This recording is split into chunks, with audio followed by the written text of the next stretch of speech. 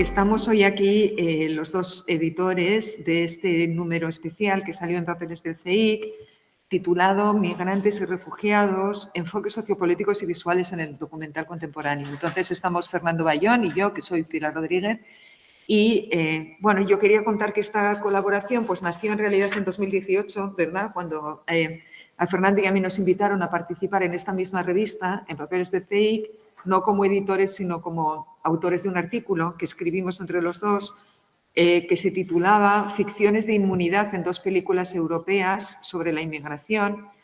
Y ahí tratábamos un poco la teoría de Roberto Espósito, cuestiones sobre la inmunidad, pero ya siendo el tema amplio de la inmunidad y de Roberto Espósito, ya nos tiramos hacia el tema de la inmigración en películas europeas, en el cine europeo.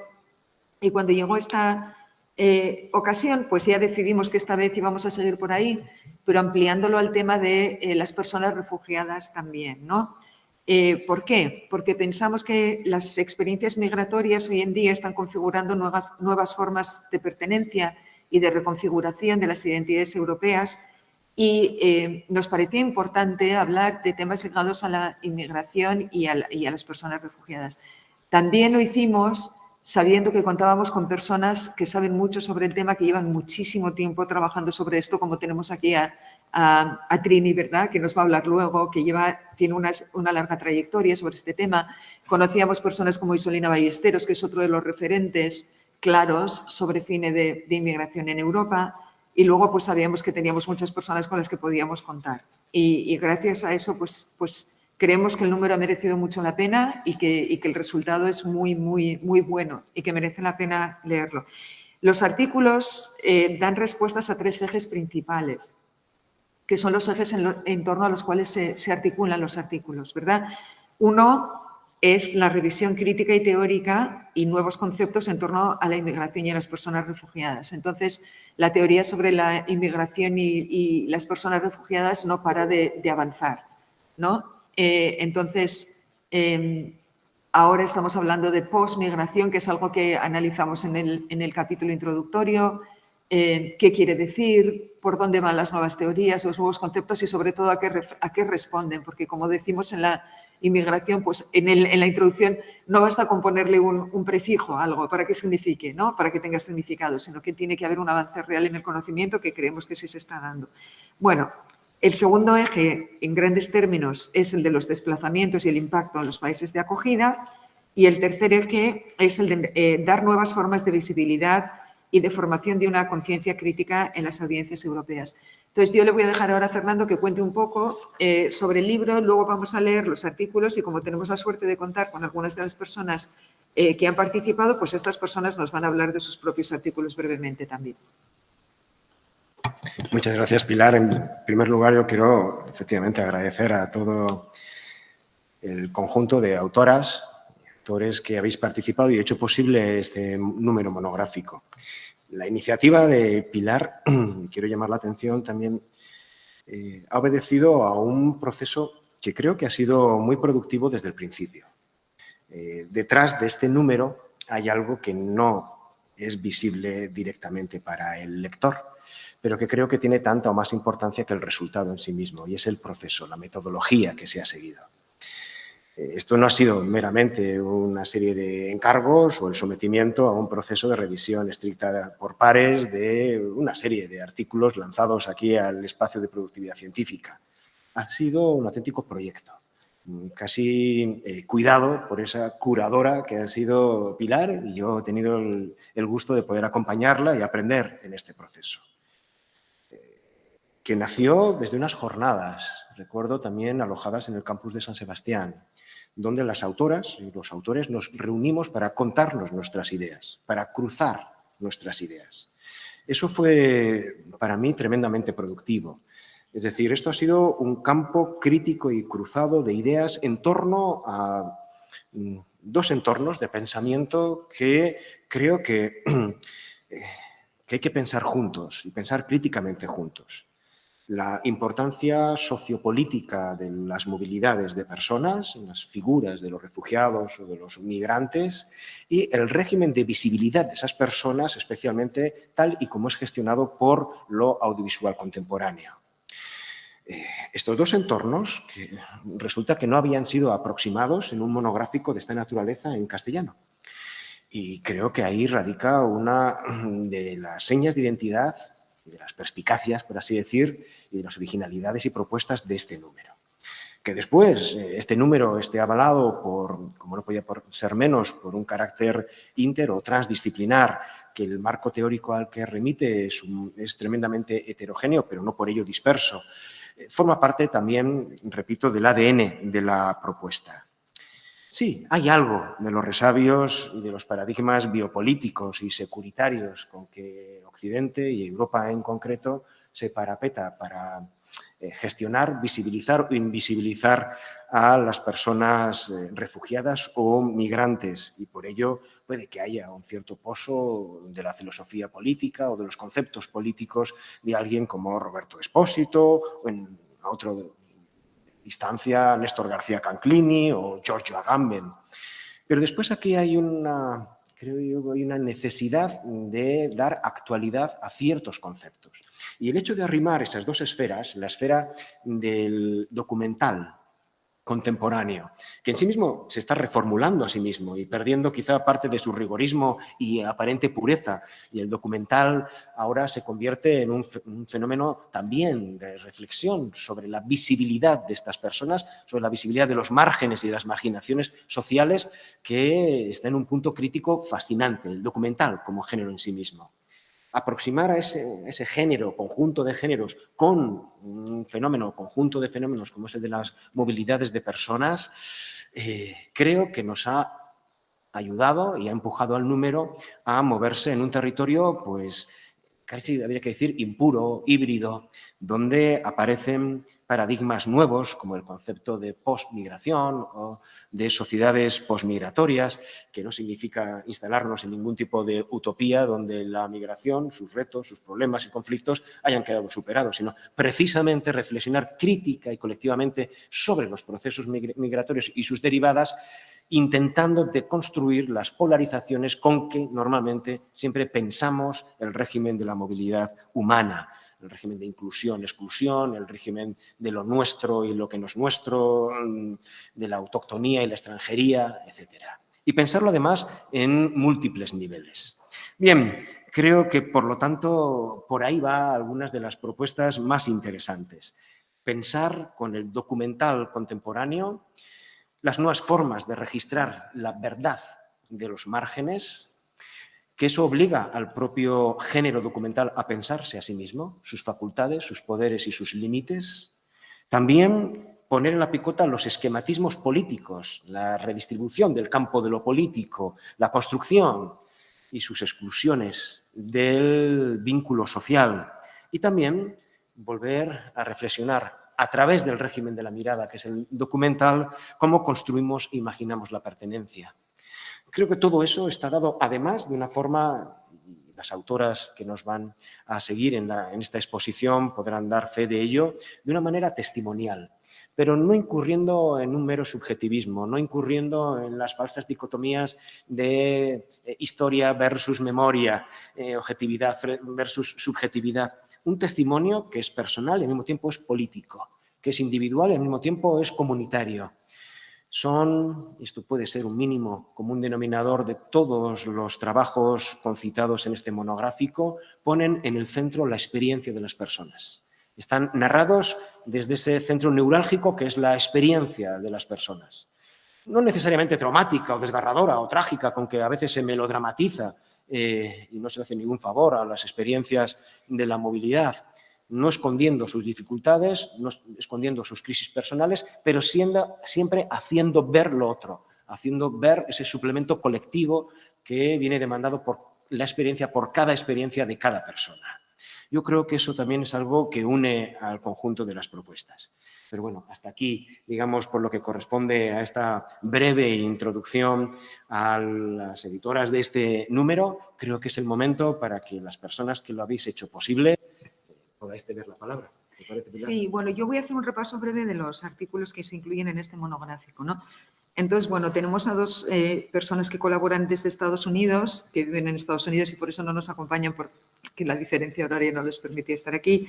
el artículo de Isolina Ballesteros titulado Alternativas a la migración, colaboración y posmigración.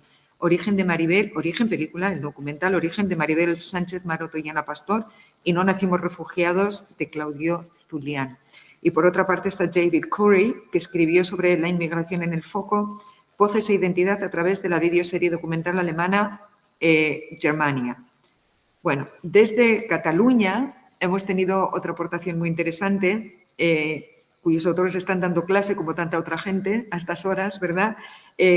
Titulado el artículo Las porteadoras, metáforas del confín, una mirada interseccional a los documentales postcoloniales sobre la frontera hispano-marroquí, escrito por Mar Vinimelis y Miguel Fernández Lavalle.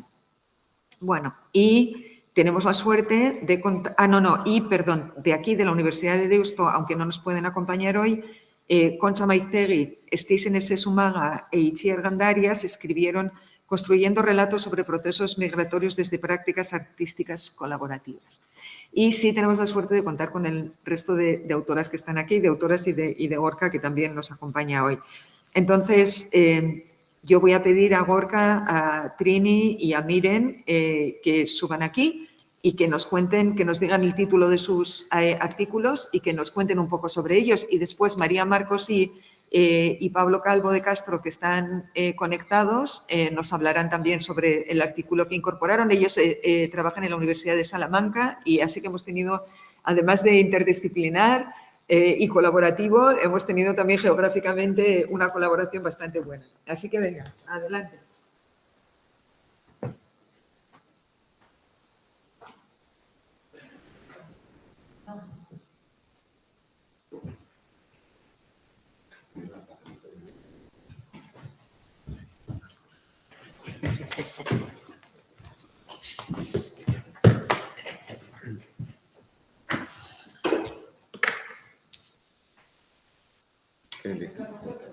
Vale, como estamos dos,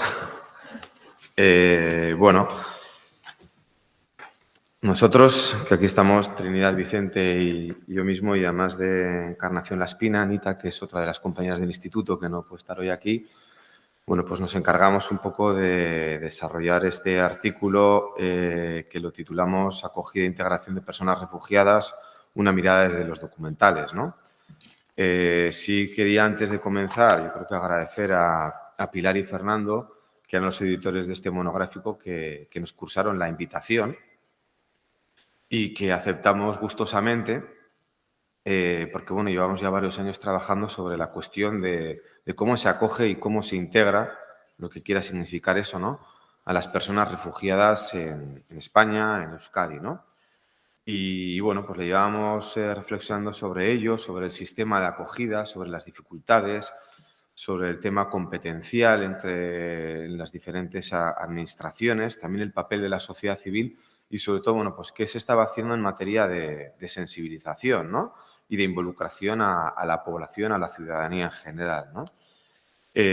Como decía, ya veníamos desarrollando varios proyectos de investigación, uno en conjunto también con el Instituto de Migraciones de la Universidad de Comillas en Madrid, sobre precisamente la acogida y la integración de población refugiada. Hicimos un trabajo de campo en diferentes comunidades autónomas, pues para ver cómo estaba respondiendo el sistema de acogida e integración, que era como se denominaba entonces, ahora ha cambiado su denominación, ¿no?, el sistema a nivel estatal.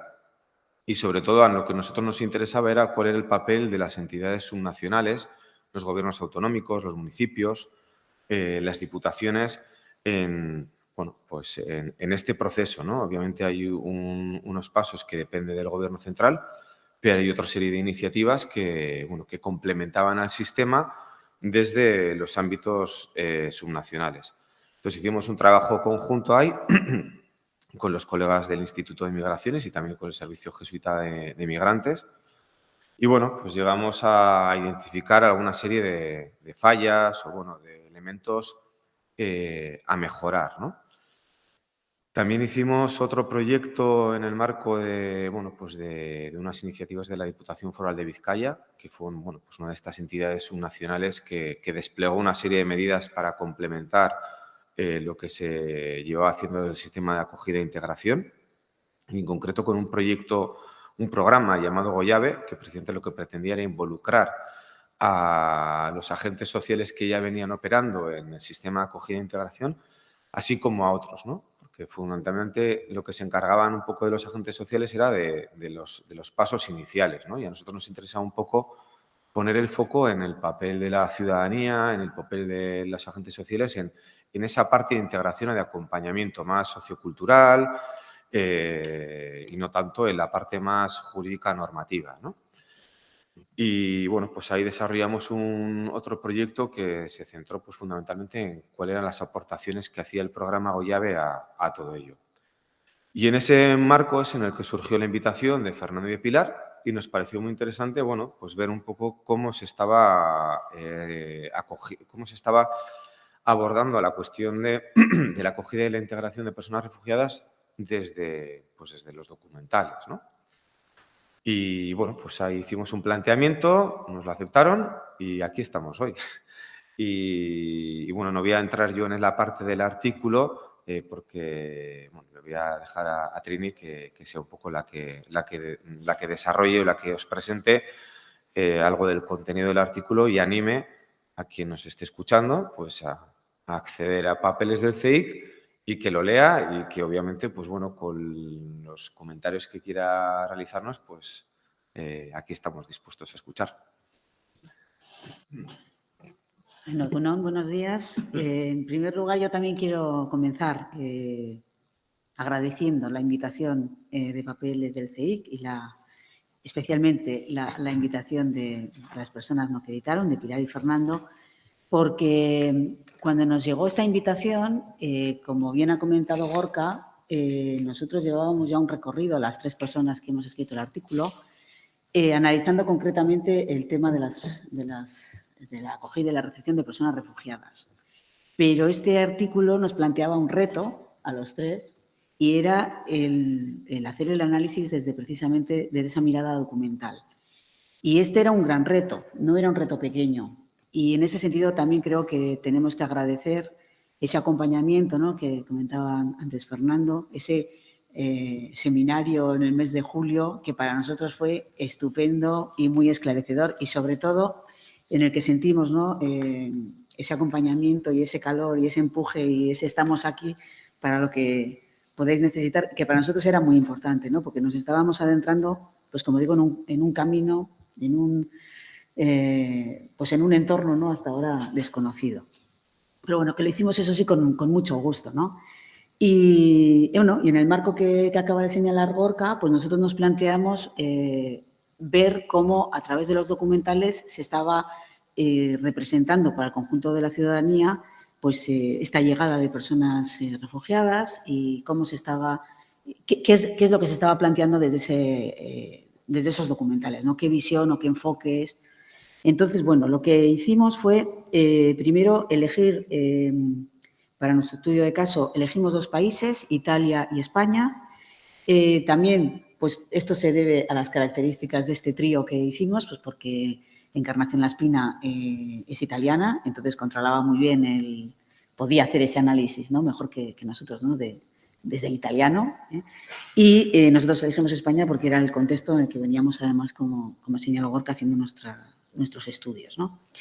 Y seguimos un criterio de selección, aparte de estos 2 países, que era pues elegir documentales que trataran sobre refugio, documentales en acceso abierto, o sea que también todo lo que se puede ver en el artículo, cualquier persona se puede acercar a estos documentales porque están disponibles, que hubieran sido producidos entre el año 2015 y el 2020, porque nosotros estábamos hablando de una realidad concreta, y desde aquí íbamos a hacer un análisis de la acogida y de la integración pues desde un enfoque teórico-práctico, ¿no? Y con esto en la cabeza pues elegimos 2 documentales en el caso de España, Memorias de refugio y Ongi Etorri, y 2 documentales sobre la realidad italiana, que era La Porta di Casa y Rota Balcánica. Última fermata, que no sé si lo he pronunciado bien, porque yo con el italiano pues no, ahí vamos, ¿no?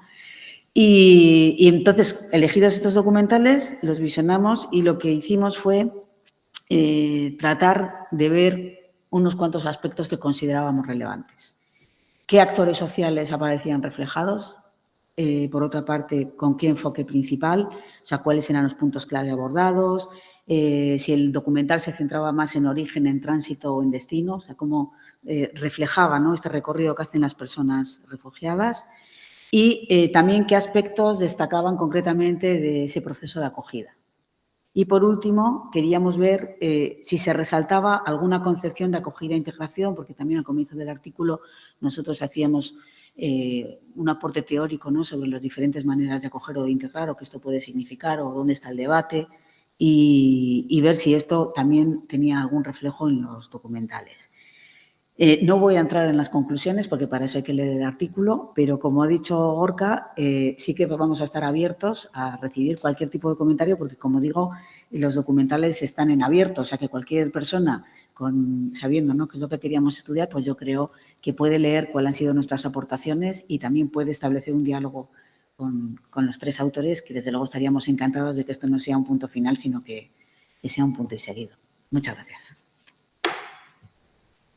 Pues yo me sumo a los agradecimientos. Fernando y Pilar, muchísimas gracias por la invitación.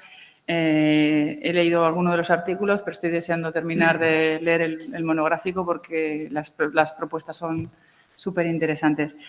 La mía tiene como título Documentar lo invisible, cómo el activismo de datos llena vacíos visuales. Y su punto de partida es precisamente el activismo de datos. Y por eso pues es un poco el artículo, yo diría, más raro o diferente, ¿no?, porque parte de otro lugar, que es el activismo de datos. Y el activismo de datos, que es, bueno, pues es el activismo que tiene su centro, su razón de ser en la infraestructura de datos y que utiliza la infraestructura de datos para generar hallazgos, para verdades, y que también tiene en la infraestructura de datos su área de debate, que busca la política de la infraestructura de datos, busca transparentarla y discutirla y debatirla. Actualmente el activismo de datos está realizando investigaciones sobre la migración. Bueno, hay organizaciones activistas de datos que lo hacen y que han utilizado para visualizar, para comunicar estas investigaciones, el documental. Y esa era también pues, la razón por la que estoy aquí. Entonces, ¿cómo lo hace? Pues tiene dos herramientas fundamentales que son las que yo investigo en 4 casos de uso. Que son la conocida como OSINT, el Open Source Intelligence, o sea, la inteligencia de fuentes abiertas, que ahora voy a explicar un poquito, y la utilización de la cartografía digital como forma de visualización fundamental. Para que os hagáis una idea, algunos de estos documentales que hablan de migración, que están hablando que están contando historias tremendamente dramáticas de gente que muere en el Mediterráneo, y lo cuentan en documentales donde solo aparece un mapa en el que se va viendo el progreso de un barco en el que están estas personas migrantes y que va pasando a lo largo de los minutos, las horas y los días, ¿no? Y es bastante diferente del típico, vamos a decir, documental en el que se tratan estas temáticas.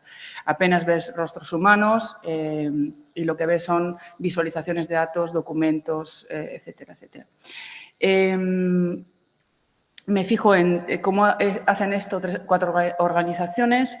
Forensic Architecture es una de ellas, es un centro de investigación que está en Goldsmiths University en Londres. Bellingcat es otra organización creada por un tipo que estaba sin trabajo y empezó a investigar el armamento que se estaba utilizando en Siria en el 2014, creo. Comparando el armamento, cómo viene descrito por los fabricantes, quienes lo venden, etcétera, con imágenes de selfies, de vídeos, de vídeos de gente que las había subido a plataformas en los que se muestra precisamente ese armamento pues, cayendo del cielo, ¿no? Entonces, por la forma, las sombras, los efectos de este armamento, la balística, o sea, cómo estas bombas caían o qué curvas mostraban, etcétera, etcétera, fue capaz de identificar este armamento y además señalar a quienes lo estaban comprando y utilizando, ¿no? En medio de, pues, lo que llamamos la desinformación, ¿no? Yo no he sido, no estamos involucrados, Rusia tampoco, Siria tampoco, etcétera. Los diferentes grupos armados que están involucrados en el conflicto. Y así empezó a publicar investigaciones y se hizo famoso con una investigación en la que, a través del análisis, sincronización de selfies, vídeos que la gente se subió a diferentes plataformas, de cómo progresaba un convoy militar ruso en Ucrania, que se situó en el Donbass, en la guerra del Donbass, en el punto y en el lugar y en el momento en el que se lanzó un misil y que llegó a tumbar un avión de Malaysian Airlines con cientos de personas a bordo, pasajeros que no tenían nada que ver con el conflicto. Esto lo hizo a través de lo que se llama Open Source Intelligence, que como decía, es el análisis de fuentes abiertas, quiere decir el análisis de datos que están a disposición, que la gente pone a disposición en plataformas, plataformas que pueden ser Twitter, que puede ser Instagram, YouTube, etcétera, y que tienen que ver con conflictos armados y violaciones de derechos humanos, abusos, etcétera. La gente tiene teléfonos, se saca el selfie o saca el vídeo y lo sube a las redes. Lo que hacen estas organizaciones, sobre todo Forensic Architecture y Bellingcat, es sincronizar, utilizando los metadatos de estas grabaciones, de estos documentos, que no son sino la información, los datos que hay sobre quién lo sacó, con qué cámara, cuándo lo sacó, cómo estaba geoposicionado, y luego eso se proyecta en un mapa y se comunica en documentales. Las otras dos organizaciones son Syrian Archive. Syrian Archive es una organización que está basada en Berlín y se dedica a recuperar y archivar y verificar documentos de la guerra de Siria, porque se dieron cuenta de que YouTube los estaba desapareciendo, estos documentos. La gente subía los vídeos y luego iban desapareciendo.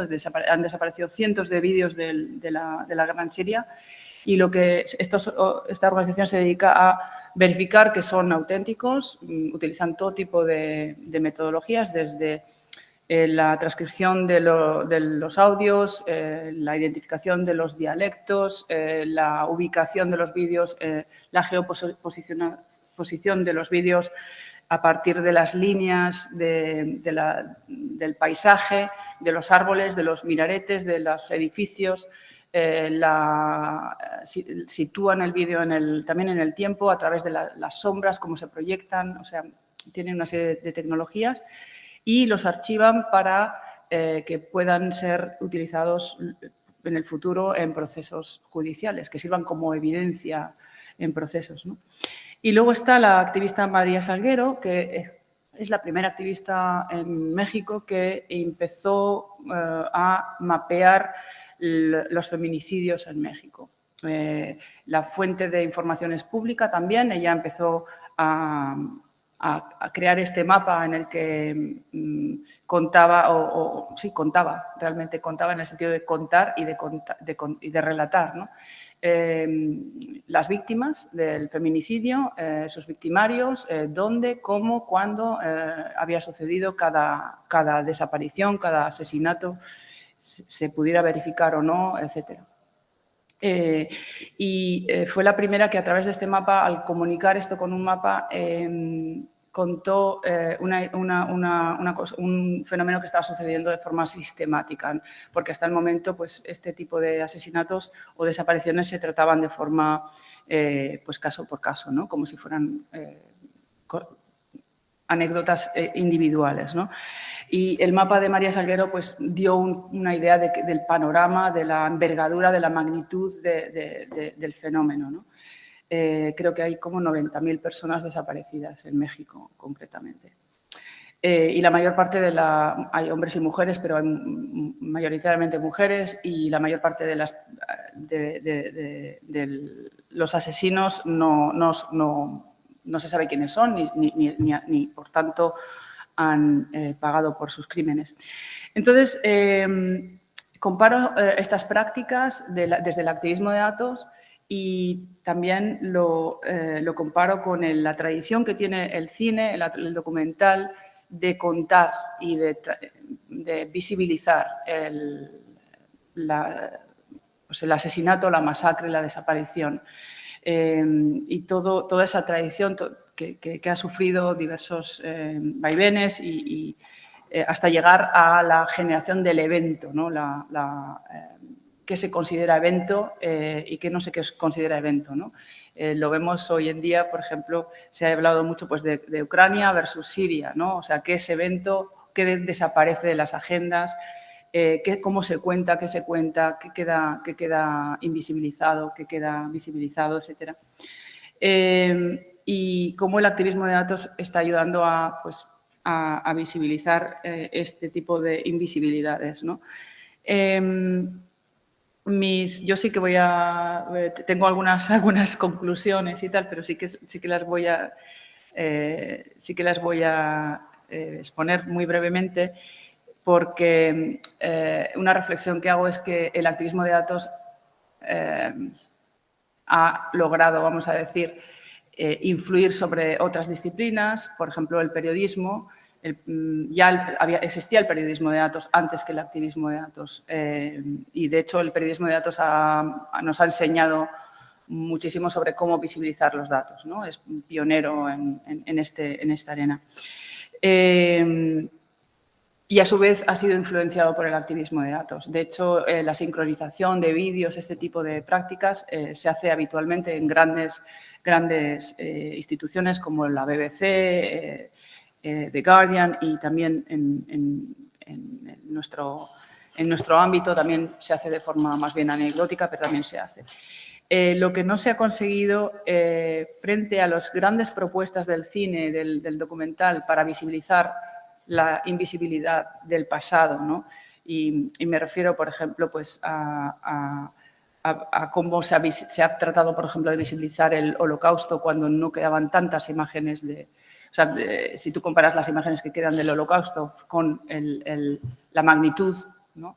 Pues no hay tantos documentos, ¿no? que lo hayan mostrado, y sin embargo el cine nos ha dado muchísimas visibilizaciones del Holocausto, por ejemplo, ¿no? Me refiero concretamente también a la película, al documental de Farocki de 1989, en el que salen imágenes aéreas de Auschwitz que no se pudieron interpretar en el momento en el que se tomaron. Estos fueron un par de pilotos que sobrevolaron la zona, sacaron fotografías aéreas y vieron que había pues, unas hileras de personas que entraban en edificios, que salía humo de algunas instalaciones, que el ferrocarril estaba muy cerca, pero nadie pudo sumar lo que había gente que sabía que esto estaba ocurriendo, pero no se supieron interpretar hasta el 89. Que se dieron cuenta de que era pues, la máquina de destrucción, ¿no? El ferrocarril muy cerca, para llevar a los prisioneros, las fábricas para explotarlos físicamente y la máquina para asesinarlos, ¿no? de forma masiva. Esto no se supo interpretar hasta muy, muy tarde. Hoy en día, con el activismo de datos, con acceso que tenemos a la tecnología digital, con el acceso que tenemos a las imágenes satelitales, con el acceso que tenemos a los datos satelitales. Por ejemplo, yo hago visualizaciones de barcos que están involucrados en pesca ilegal. Yo accedo a ese tipo de datos satelitales para mapear esos movimientos, interpretar sus movimientos qué están haciendo y también entrenar algoritmos para que lo hagan de forma automática y masiva.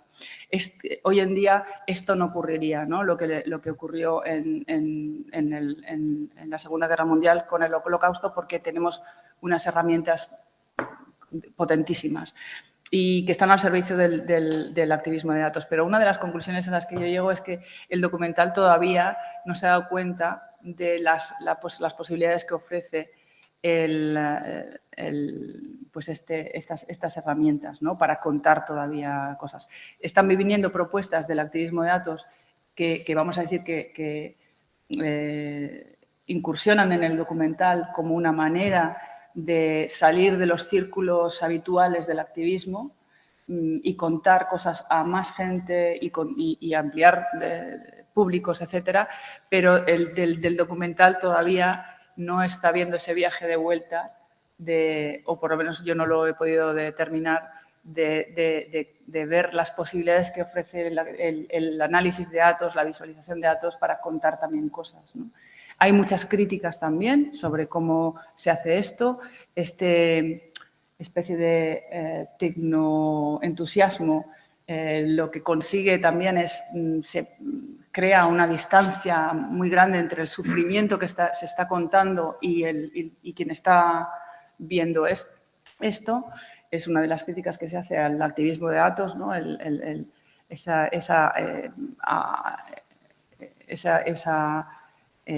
aura vamos a decir, de objetividad, de neutralidad que tiene la ciencia, que nos separa un poco de estas vivencias que nos está tratando de contar, pero también se puede combinar, también está aportando cosas interesantes a cómo visibilizar esas desapariciones, invisibilizaciones, etcétera. Y bueno, pues aquí lo dejo como una propuesta, nada más. Pues muchas gracias. Pues nada, vamos a darle paso a... Muchas gracias.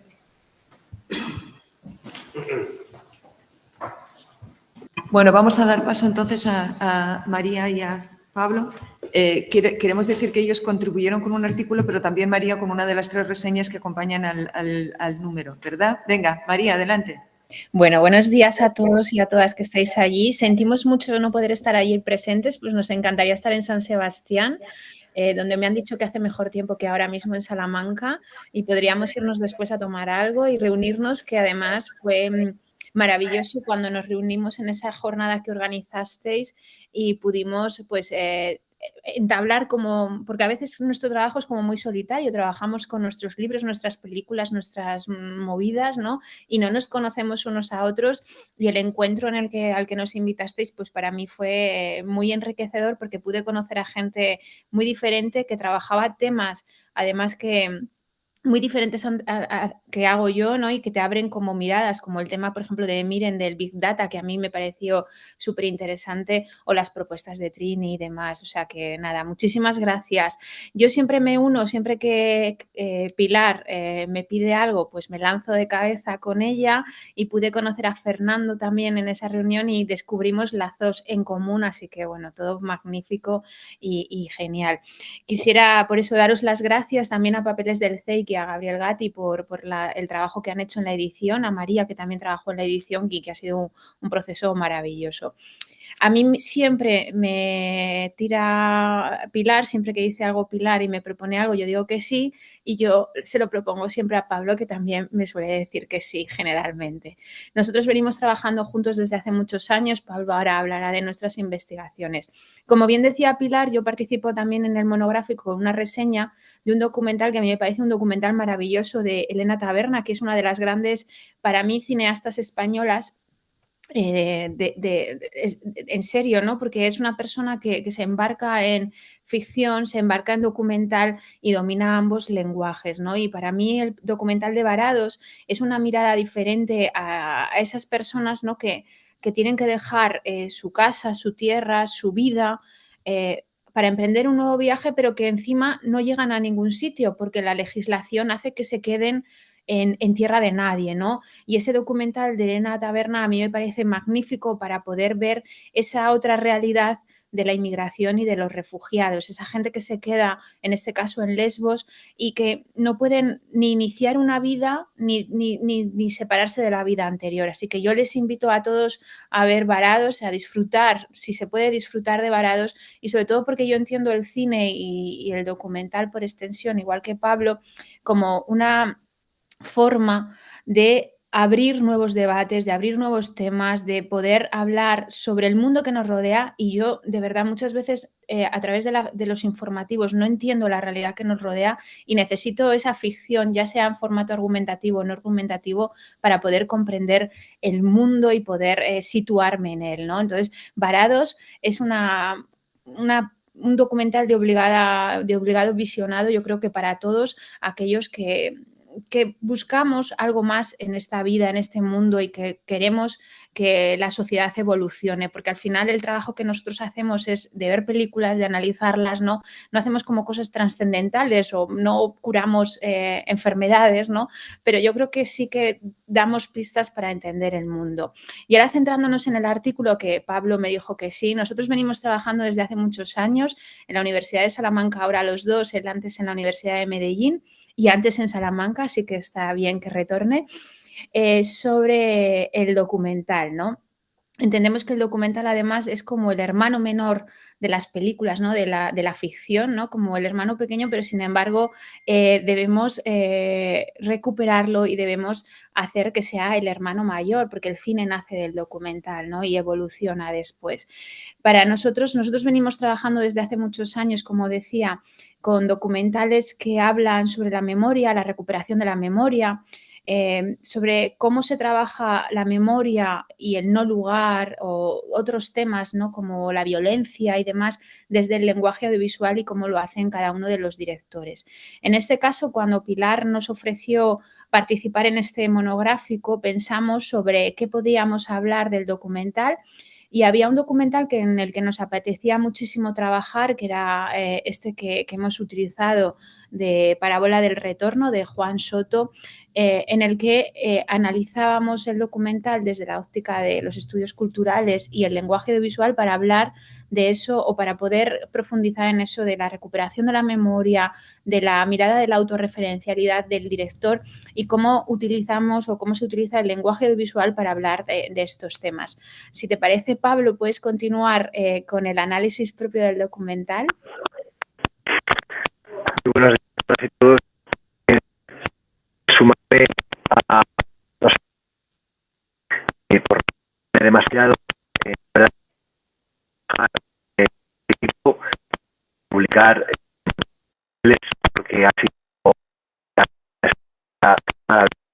eso de y de Pablo, perdona, Pablo, es que no se te escucha nada bien, te oímos como entrecortado, no sé si tienes otra forma de...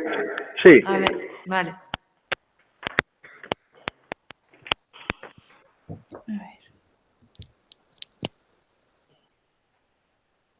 No sé si con este mejor. Mucho mejor, sí, Disculpad. gracias. No, simplemente nada, reiterar los agradecimientos y remarcar un poco, destacar que para mí ha sido un proceso muy enriquecedor y de mucho aprendizaje a nivel académico e investigador, porque todo el proceso de elaboración del artículo y de coordinación con los editores, con los coordinadores del número, etcétera, ha sido, ya os digo, muy enriquecedor, muy valioso para mí. Y del documental, complementando un poco lo que nos proponía María, bueno, destacar este trabajo como también un ejercicio de memoria, aunque sea desde el plano académico, que contribuye a visibilizar pues un poco el relato de la memoria que configura el documental que hemos analizado, y que es un ejercicio, como digo, de memoria colectiva a través del documental, que ha sido un poco la conclusión a la que nosotros llegamos y la línea de trabajo que hemos emprendido, como comentaba María, hace mucho tiempo. En ese sentido, también quiero agradecer el espacio que se ha generado en este número, porque nos ha permitido también desarrollar un poco una postura ciertamente militante, con todas las prevenciones que genera a veces eso desde el plano académico, pero es que a mí me parece que esto que estamos construyendo aquí también entre todos los investigadores es un ejercicio de ciudadanía, en nuestro caso en un contexto en el que la historia ocurre a tiempo real, porque nuestra experiencia en el trabajo de investigación en Colombia y de la mía del trabajo de campo que he desarrollado y desarrollo durante 5 años con el trabajo con los colectivos sociales, pues al final desde los acuerdos de paz de La Habana, pasando por el plebiscito que salió que no, por muy poco porcentaje, la polarización social que se ha generado y los espantosos niveles de violencia y de desplazamiento, etcétera, que sufre la sociedad colombiana, pues al final también nos ha permitido hacer un poco una comprobación, ¿cómo diría? Una comprobación empírica casi de que estamos ante una sociedad fracturada que requiere de este tipo también de análisis porque está manifestando abiertamente la necesidad de generar este tipo de contenidos. Estos documentales que también, como comentaba antes María y también comentaba Pilar, nos dan un poco espacio de reflexión para desde la teoría o desde la academia visibilizar un poco estos fenómenos. Por finalizar, al final yo creo que el objetivo último que yo creo que se cumple en este tipo de trabajos y en el artículo que nosotros hemos presentado es demostrar un poco la fiabilidad del cine documental como una herramienta que contribuye a canalizar el discurso de la memoria colectiva. Y creo que eso es trascendental, ya digo, en una sociedad como la colombiana que ha vivido en guerra hasta hace nada y que vive con unos niveles de desplazamiento, insisto, desaparición, violencia general espantosos, pero también muy necesarios en todas las sociedades, ¿no? Porque al final el documental es un formato muy recomendable y una herramienta súper útil para hacer este tipo de ejercicios que también luchan un poco contra el revisionismo histórico y que luchan un poco contra ese discurso oficial que muchas veces deforma mucho la realidad y afecta a sociedades, como digo, en este caso, absolutamente traumatizadas.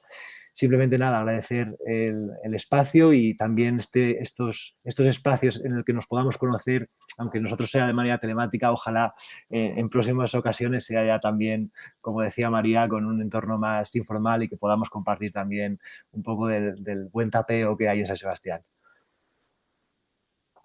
Bueno, pues muchísimas gracias. Bueno, Concha, llegas al final, pero lo hemos grabado, así que ya lo enviaremos para que lo puedas ver también. Bueno, a ver, yo quiero agradecer mucho a todas las personas que habéis estado hoy aquí. Quiero agradecer a Gabriel Gatti, que es el director de la revista, que aceptó nuestra propuesta y nos dio la oportunidad, y también a María, que nos ha acompañado en todo el proceso de edición. Quiero agradecer mucho a Fernando, haberte tenido como compañero, porque ha sido un placer trabajar contigo. Esto de empezar con aquella reunión que tuvimos, yo creo que es una cosa que si se puede habría que hacerla siempre, porque yo creo que generó algún vínculo que hizo que, lo nunca visto, todo el mundo entregó los artículos a tiempo, no hubo ningún retraso, todo el mundo aceptó amablemente las precisiones y las revisiones que tuvieron que hacer, nadie protestó, nadie se quejó, todo fue muy amable y todo funcionó muy bien. O sea que yo creo que el propósito que teníamos se había cumplido. Creo que hemos establecido ya conexiones que ahora mismo están dando lugar ya a otros vínculos, ¿no?, profesionales o a otras propuestas y que seguro que se multiplicarán en el futuro, ¿no? Así que, Fernando, te dejo que cierres y muchas gracias por todo. Bueno, sin más, no tengo nada más que añadir y para no insistir de manera un poquito rebozada en las gratitudes entrecruzadas, múltiples, dispersas, confiemos en que esto sea el paso para futuros proyectos compartidos. Confiemos en que esto no sea puro papel académico, que lo defendemos, el valor académico de estos productos, faltaría más, pero que sea también algo más. Que cuando decíamos que esta pretende ser una contribución al hermanamiento de dos esferas, la reflexión crítica sobre el futuro del documental y la visibilización sociopolítica de las personas migrantes, sea en la figura de refugiados u otras, que esa aproximación de estas dos esferas producida en este monográfico sea productiva, que movilice nuevos proyectos, que movilice nuevos recursos críticos y de reflexión. Y, por lo tanto, no es una mirada al buen trabajo hecho, sino la promesa de todo el trabajo que nos queda por hacer y el que nos gustaría seguir involucradas, ¿no? Así que, hasta la próxima. Muchas gracias.